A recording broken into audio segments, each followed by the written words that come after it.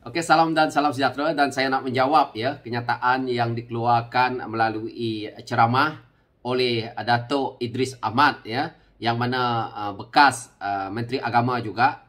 Dalam ceramah beliau yang pada saya, inilah propaganda menipu rakyat, yang mana menjelaskan bahawa seolah-olah Pakatan Harapan, Barisan Nasional membuat propaganda untuk menipu rakyat. Tetapi sebenar hakikatnya inilah pemimpin-pemimpin PAS yang suka menipu rakyat. Kita dengar ucapan ceramahnya.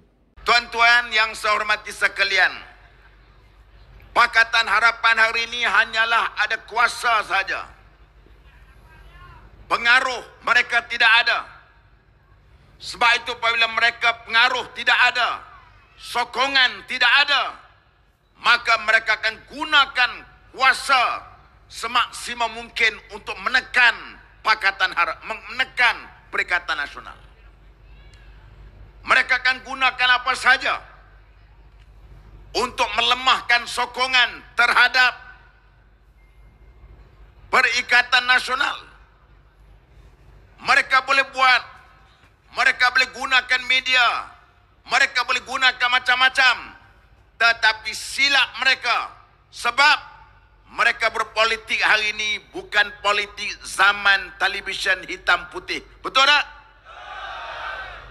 Tadi dia kata kepada YB Sanusi, malam ni dia jawab melalui TikTok. Malam ni dia jawab melalui Facebook. Malam ni jawab melalui Instagram. Malam ni kita jawab melalui Twitter. Maka politik mereka masih lagi politik ketinggalan. Politik mereka politik yang jauh tak matang daripada apa yang kita lakukan. Jadi inilah sikap pemimpin PAS ya, apabila membuat ceramah dengan membuat satu andaian yang menunjukkan kebodohan sendiri. Tetapi bagus juga biar rakyat nampak inilah pemimpin PAS yang memang akan bercakap seolah-olah mereka tidak cerdik. Kerana dalam kenyataan ucapan itu menyatakan bahawa Pakatan Harapan ada kuasa, pengaruh tak ada. Kuasa yang ada pada Pakatan Harapan, pengaruh yang ada pada Pakatan Harapan itu adalah daripada mandat rakyat. Jadi kuasa yang ada diberi oleh rakyat. Pengaruh yang ada pun diberi oleh rakyat. Buktinya adalah jelas, di PRU ke-15, Pakatan Harapan memenangi 82 kursi. Manakala Perikatan Nasional cuma mampu meraih 74 kursi. Itu dalam keadaan Pakatan Harapan menjadi pembangkang. Manakala pemimpin Perikatan Nasional berada dalam kerajaan. Bayangkan kalau Pakatan Harapan itu ada dalam kerajaan. Saya percaya mungkin hari ini Pakatan Harapan mempunyai 100 kursi. Jadi di mana isunya kata Pakatan Harapan hanya ada kuasa, pengaruh tak ada. Yang tak ada pengaruh sebenarnya pemimpin-pemimpin yang ada dalam Perikatan Nasional. Kerana selalu berbohong. Dan juga menggunakan kuasa mereka sewaktu berada dalam kerajaan. Menggunakan jentera kerajaan. Sebab itu kalau kita tengok bagaimana mereka boleh mendapat 73 kursi. Yang mana satu kursi telah pun dibatalkan kemenangannya. Daripada 74 sekarang dah tinggal 73 itu. Jadi di sini jelas bahawa pemimpin PAS cuba memperbodohkan rakyat dengan kata-kata bahawa seolah-olah Pakatan Harapan tak punya kuasa, tak ada pengaruh. Ini adalah sangat songsang pandangan daripada seorang ustaz bernama Idris Ahmad ini. Dia kata di sini, kerajaan yang ada hari ini menggunakan kuasa untuk menekan Perikatan Nasional. Saya nak beritahu dekat ustaz lah. Masa kamu kerajaan, kamu lebih parah menggunakan kuasa kamu orang untuk menekan pihak pembangkang. Macam-macam yang kamu orang buat. Apabila kita mempersoalkan isu menteri, yang pergi buat laporan, menterinya diam. Yang pergi buat laporan tu, walaon-walaonnya, SU-nya, sutpolnya, ada sebagainya. Ini lagi lah parah. Jadi pemimpin-pemimpin PAS apabila berada dalam kerajaan yang lalu, janji kamu orang semua ke laut. Tak payah nak ulas bahawa kerajaan yang ada hari ini. Niat PAS hari ini, orang seperti Ustaz Idris Ahmad ni juga. Dia hanya nak memikirkan, dia nak dapat jadi menteri semula. Nak memikirkan jawatan sendiri. Bagaimana ekonomi rakyat, tak payah cakap lah, tolak tepi lah pembohong pemimpin PAS ni. pemimpin PAS tak pernah melihat masalah rakyat sewaktu menjadi kerajaan. Semua apa yang PAS cakap, semua kosong. Inilah juga orang yang membuat propaganda yang kalau kita lihat, dalam waktu 5 hari dah settle semua. Apa yang settle? Perikatan Nasional menjadi kerajaan. RUU 355, dia sendiri menjadi Menteri Agama. Senyap. Isu arak, senyap. Isu judi nombor ekor dinaikkan. Kasino Genting tu ada lagi tu. Ustaz Idris Ahmad jawablah isu ini. Dia nak cerita tentang politik. Hari ini bukan lagi politik TV hitam putih. Yang masih lagi berpolitik TV hitam putih adalah pemimpin PAS.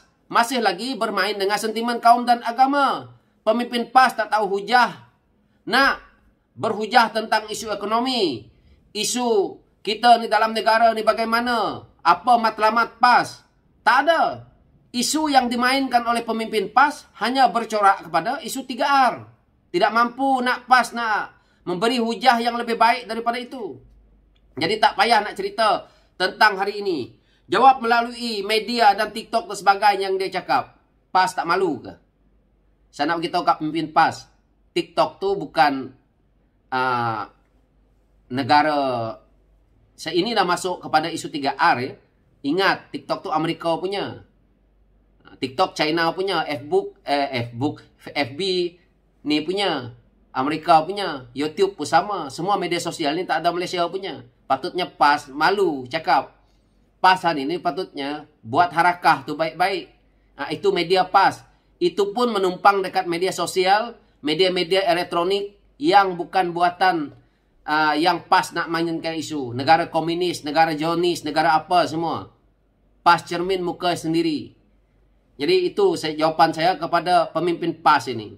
Jadi saya kritik teruk-teruk ni sebab pemimpin PAS bermain dengan sentimen kaum, agama dan juga raja.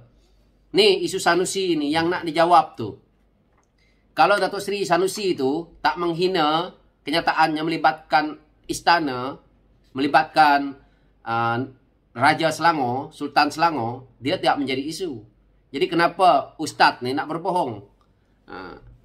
Jadi jangan banyak propaganda politik-politik. Hari ini rakyat pun tidak bodoh. Kalau PAS ada media, kami pun ada media. Kalau PAS kata kerajaan yang hari ini menindas pemimpin-pemimpin PAS tidak menggunakan media. Pakatan Harapan dulu, saya nak beritahu, sampai saya hari ini fobia dengan TV3 suku tu. Sampai hari ini pun saya tak menonton tu TV3 suku tu, kalau PAS nak tahu. Hari ini kamu kata Pakatan Harapan mengongkong, menindas, cermin muka diri dululah pemimpin PAS. Jadi saya nak beritahu dekat Ustaz Ahmad Idris, kamu tak payah sembang kencang kalau politik kamu pun politik kotor. Kalau betul kamu berpolitik dengan cara baik, kamu keluar ke idealisme kamu sekarang. Bukan kamu kerjanya nak menjatuhkan Perdana Menteri yang ada. Ini hari-hari kerja dia nak menjatuhkan Perdana Menteri yang ada. Inikah seorang pemimpin yang boleh kita harapkan dalam negara ini? Datuk Seri Anwar Ibrahim tu menjadi Perdana Menteri atas mandat yang memang kita tahu kursinya adalah 82. Dan memang pun telah kita lihat bahawa dia tidak menggunakan jalan pintu belakang untuk menubuhkan kerajaan. PAS ni, saya nak beritahu dekat Ustaz Idris Ahmad, seumur hidup PAS tidak akan boleh menjadi kerajaan melalui pintu depan. PAS ni dah kena karma dah. Saya nak beritahu. Seumur hidupnya dalam politik, parti yang bernama PAS tak akan boleh jadi kerajaan kalau tidak melalui pintu belakang. Rakyat tak akan sokong. PAS akan mendapat sokongan berapa orang? PAS boleh mempengaruhi semua rakyat Malaysia ni? Tak. Mungkin PAS ada di beberapa negeri saja boleh pengaruhi. Ini pun selepas PRN ni, 6 buah negeri, selamat jalan banyak negeri pimpinan PAS. Dan kita akan lihat di PRU ke-16, PAS akan lumpuh dan Bersatu akan lumpuh. Di waktu itu kamu akan berguling-guling menjadi pembangkang yang lebar. Itu ulasan saya berkenaan dengan isu ini. Sekian, terima kasih. Thank you.